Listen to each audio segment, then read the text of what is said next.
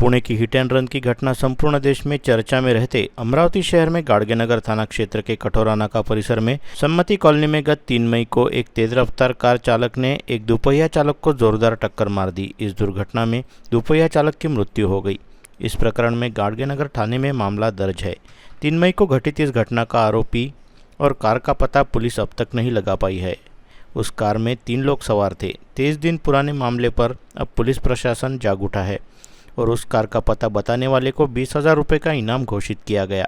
जानकारी के मुताबिक भीमसेन वाहने अपनी पत्नी के साथ 3 मई को सुबह शहर के विजय स्नेही कॉलोनी में दोपहिया से गए थे। पत्नी को भांजे के घर रख भीमसेन थोड़ी देर में वहां से निकल गए। दोपहर 1:30 बजे के दौरान उनकी दुर्घटना होने की जानकारी वाहने की पत्नी को मिली। जख्मी भीमसेन को कुछ प्रत्यक्षदर्शियों ने एक निजी अस्पताल में रेफर किया। इस दौरान मालती वाहने और उनका भांजा समता कॉलोनी दुर्घटना स्थल पर पहुंचे। समता कॉलोनी निवासी खरबड़े नामक व्यक्ति के घर के सीसीटीवी कैमरे में यह दुर्घटना कैद हुई है।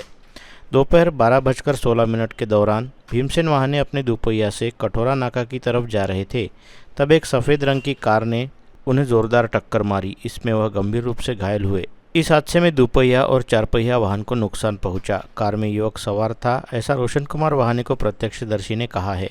रोशन वाहने आरोपी कार चालक की तलाश करने के लिए गाड़गेनगर थाने के चक्कर काट रहे हैं। मृतक के बेटे रोशन वाहने ने पुलिस आयुक्त को सौंपे ज्ञापन में 2 दिन के भीतर आरोपी का पता न लगने पर पुलिस आयुक्त कार्यालय के सामने परिवार के साथ आंदोलन करने की चेतावनी दी है। मृतक भीमसेन वाहने के बेटे रोशन कुमार वाहने ने अमरावती मंडल को बताया उसे 2 बड़ी बहनें हैं और वह नागपुर के हिंगना MIDC में काम करता है। पिता नांदगांव खंडेश्वर तहसील में आने वाले चोर माहौले में खेती करते हैं।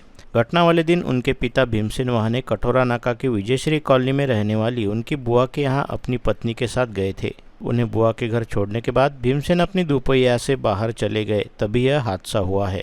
3 तारखेला माझ्या भाच्याकडे गेलो आणि मला सोडून दिले तिथे। तिथून मग म्हणत की 5 मिनिटात येतो आणि हे ॲक्सिडेंट झाला पांढऱ्या कारने। 3 जण होते त्या गाडीमध्ये आणि मला 1:30 वाजताच्या दरम्यान मला फोन आला की ॲक्सिडेंट झाला। तर मग आम्ही लगेच निघून गेलो इरविन दवाखान्यामध्ये। तर तिथं पडलेच होते असेच पट्टी वगैरे लावून, तिथं काही इलाज झाला नाही। मग दुसऱ्या दवाखान्यात हलवलं आम्ही त्यांना आणि मग इलाज झाला। 12 दिवस होते दवाखान्यात। मग आता पोलीस स्टेशनला गेलो तर काय करून नाही राहिले ते। नुसतं माझं पोरगं रात्रंदिवस धावत आहे ते न्याय मागासाठी आणि उन्हातान्हात फिरत आहे। जेवण नाही करून राहिला तो घरी, सातत्याने बाबासाठी न्याय मागत आहे तर काही लक्ष देत नाही आहे। 4 तारखेला जेव्हा आम्ही गाडगेनगर पोलीस स्टेशनमध्ये FIR नोंदणीसाठी गेलो, तिथला जो फुटेज आहे तो आम्ही मिळवला आणि त्यांना आम्ही तो फुटेज दाखवला। त्यांना म्हटलं हे आरोपी आहेत, त्याच्यामध्ये दिसत आहे की एक काही तरुण म्हणजे 24-25 वयाचे त्या गाडीने 4 व्हीलरने सरळ हिट करतात बाबांना, गाडीतून बाहेर उतरतात, पाहतात आणि पळून जातात। तर एवढं सगळं फुटेज दिल्यावर सुद्धा ते आम्हाला म्हणतायत तिथले पोलीस स्टेशनमधले जे कॉन्स्टेबल आहेत की व तुम्ही त्याच्यामध्ये गाडीचा नंबर दिसत नाही आहे, तर तुम्ही एक काम करा, दुसरा फुटेज घेऊन या जेणेकरून क्लिअर त्याच्यामध्ये गाडीचा फुटेज दिसेल असं। तर आणि मला फक्त CP साहेबांना एवढीच विनंती आहे की त्यांनी लवकरात लवकर त्या आरोपींना पकडावं। आज जवळपास 23 ते 24 दिवस उलटून गेले पण अजूनसुद्धा त्या आरोपींना पकडल्या गेलेलं नाही। दर 2 दिवसांनी आम्ही 2-3 दिवसांनी पोलीस स्टेशनमध्ये जातो, तिथले साहेब आम्हाला हेच म्हणतात तपास चालू आहे। आम्हाला तिथले फुटेज तिथे त्या एरियामध्ये भरपूर CCTV फुटेज आहे पण आम्हाला एकही फुटेजमध्ये गाडी दिसली नाही। आम्ही तिथला डम डाटा घेतला, तो तपास चालू आहे। गाडीची बाकीच्या गाडींचे तपास चालू आहे, बस तपास चालू आहे। एक फाईल त्यांनी बनवून ठेवलेली आहे आम्हाला दाखवण्यासाठी की हा तपास चालू आहे।